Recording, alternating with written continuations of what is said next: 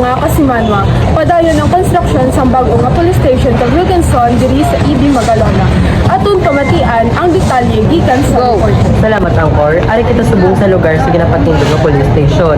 Suno ini sa mga officials, dako ini nga bulig sa segregad. Una, atong pamatian ang pulis.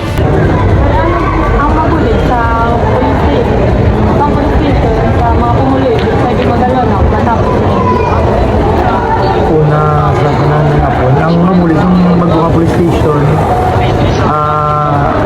ang una ginata nga ma-develop na modernization, same thing ang pag-process ang mudasig sa NPC, National Police Clearance, updated na bagong atong yung mga capabilities na sa computer, mga new technologies kaya ng office na comfort ang mga civilian magkakanto, income sila estimated sila nga mga matapos yun nga year siguro ang purpose na makumidit ang kanang civilian dyan makikita ang tarang yung mga pinalanan sa mga pumulit sa Stephen Magalona.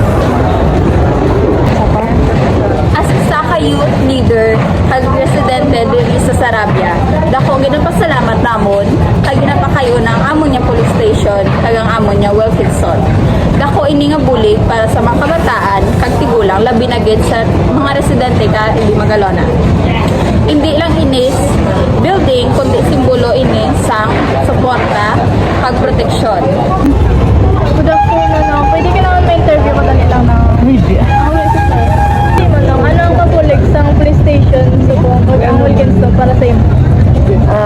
Makabulig isa mo ni kay tipos na sa peace and order sa mga trapiko sa police station, pero sa Wilkinson Social Court naman kung sa karon nga may paligaliga ang banwa, makabulig man na sa amon sa makara ehersisyo kami may mahiwatan nga hindi maski magulan may Wilkinson Social Court. Thank you. As a vendor sa Sulod Commercial, anong mahambal sa pinapakad o sa buong mayor na Wilkinson ka police station? Okay good. Okay good eh kay para mababaw ang ato niya police station ka maging manami pag ang ato ng Wilkinson.